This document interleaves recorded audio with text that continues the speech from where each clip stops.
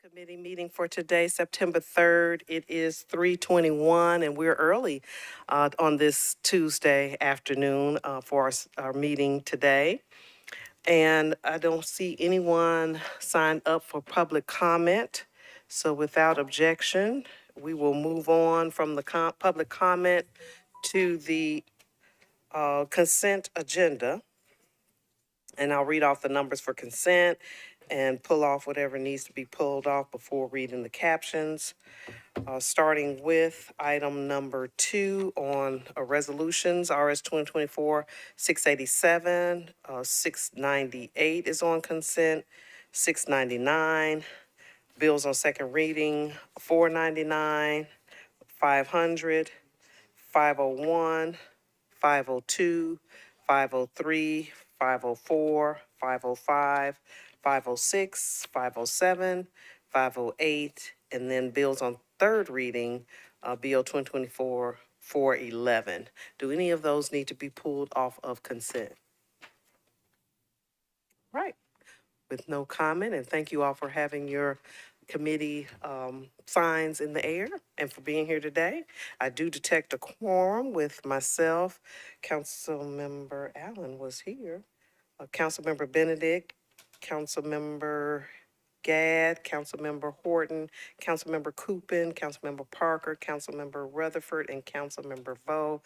We do detect a quorum with 1, 2, 3, 4, 5, 6, 7, 8 of us here. All right, going back to the captions for the consent agenda. Number 2, RS 2024-687, Bradford, Porterfield, Evans, and others approves the First Amendment to the lease agreement between the Metropolitan Government and the Nashville Metropolitan LLC for office space at 1281 Murfreesboro Pike. RS 2024-698, Toombs Gamble Parker authorizes the Metropolitan Government to abandon existing sanitary sewer mains and sanitary sewer manholes and to accept new public sanitary sewer mains and sanitary sewer manholes for property located at 560 Great Circle Road, also known as Watkins South. RS 2024-699, Johnston Gamble Parker, a resolution authorizing the Metropolitan Government of Nashville and Davidson County to accept new public water main and new public fire hydrant assembly for property located at 5617 B Valley View Road, also known as Brentwood Chase. Bills on second reading, Bill 2024-499, Gamble Parker authorizes Vanderbilt University to construct and install above-ground and underground encroachments into the public right-of-way at 25th Avenue and a small portion of Highland Avenue. Bill 2024-500, Vogue Gamble Parker authorizes the abandonment of alley number 187 right-of-way and utility easements between the alley number 1801 and Martin Street and Brown Street right-of-way and utility easements between Humphrey Street and alley 187. Bill 2024-501, Vogue Gamble Parker authorizes the conditional abandonment of a portion of alleyway number 442, right-of-way and utility easements between 17th Avenue South and 18th Avenue South, and between Edge Hill Avenue to D. Ford Bailey Avenue. Number 8, BL 2024-502, Gamble Parker authorizes the Metropolitan Government to acquire permanent and temporary easements through negotiation, condemnation, and acceptance for the Bryceland Road Stormwater Improvement Project for 5 properties located at Bryceland Road. BL 2024-503, Gamble Parker authorizes the Metropolitan Government to acquire permanent and temporary easements through negotiation, condemnation, and acceptance for the Rhine Drive Stormwater Improvement Project for 3 properties located at 110, 112, and 113 Rhine Drive.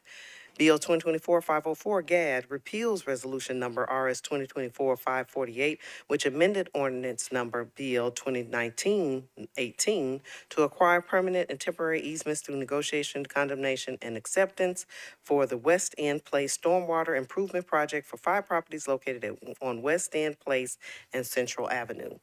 VL 2024-505, Gamble Parker authorizes the Metropolitan Government to abandon a portion of existing public utility easement rights for property located at Donaldson Pike. BL 2024-506, Horton Gamble Parker authorizes the Metropolitan Government to accept new public sanitary sewer mains, sanitary sewer manholes, and easements for 4 properties located at 5705A, 5705B, 5707A, and 5707B Robertson Avenue.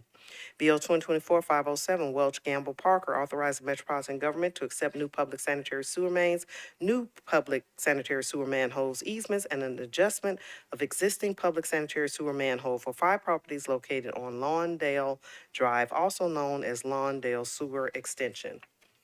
Bill 2024-508, Gamble Parker, authorizing the Metropolitan Government to abandon public sanitary sewer main and sanitary sewer manhole and to accept new public water mains and public fire hydrant assemblies, public sanitary sewer manholes and easements for property located at 4516 Laverne Crouchville Pike, also known as Hickory Woods.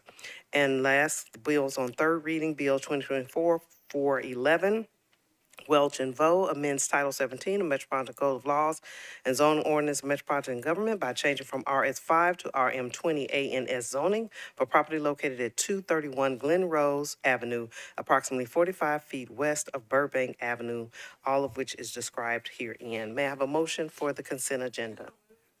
Moved and properly seconded. Any discussion?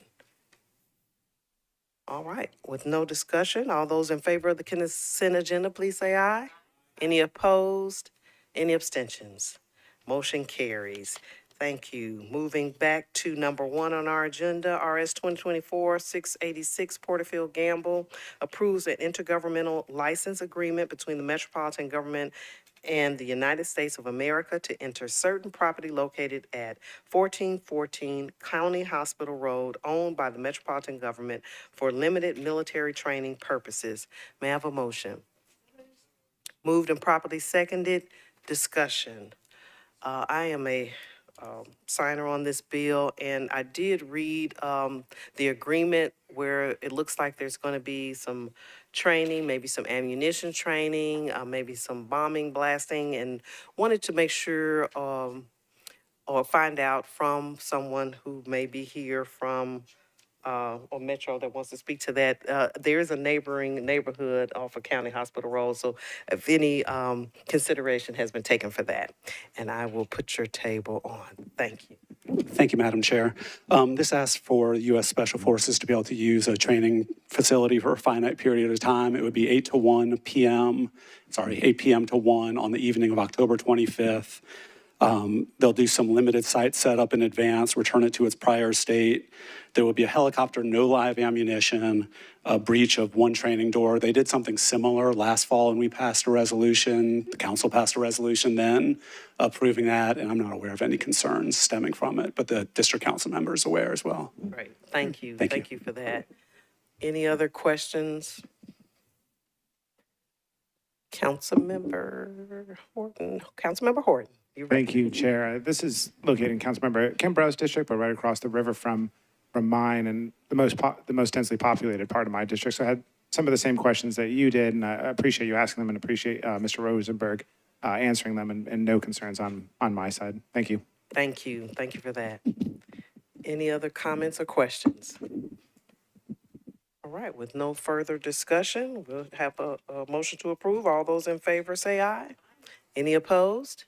Any abstentions? Motion carries. And at this time, we'll, Councilmember Benedict, if you'd like to address the floor. Thank you very much, Chair, and thank you for the point of personal privilege here. I wanted to reach out, committee, respected members of my committee, of our committee, in regards to a bill that's on first reading. So it's not in front of us in committee tonight, but it's BL 2024-515. It's item 42 on the agenda. I put a good explanation on Council Connect in case folks want to go there and look at that.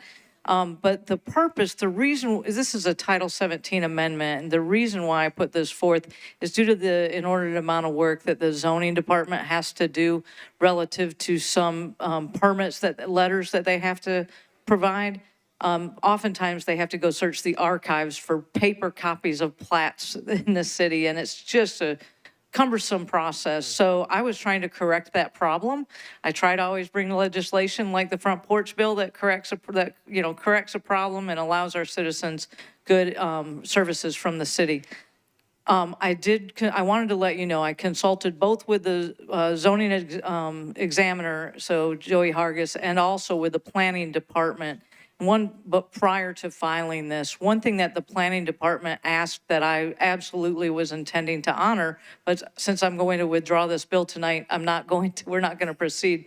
But they asked for extra time to vet this and make sure that there were no unintended consequences, which if there would have been some consequences as the result of this bill that would have done anything different from what my intent was, I want this body to understand that that's not where I was going with this. I absolutely was trying to solve this problem at zoning. So, and from a Title 17 perspective, one thing the planning department asked for that I think is important for us to note is that they asked for it to be heard at the planning commission and then deferred for another meeting so that they could do the research to be able to present to the commission. So then the commission could make their recommendation before it comes to the council. So I thought that that was a really unique opportunity and process for doing this.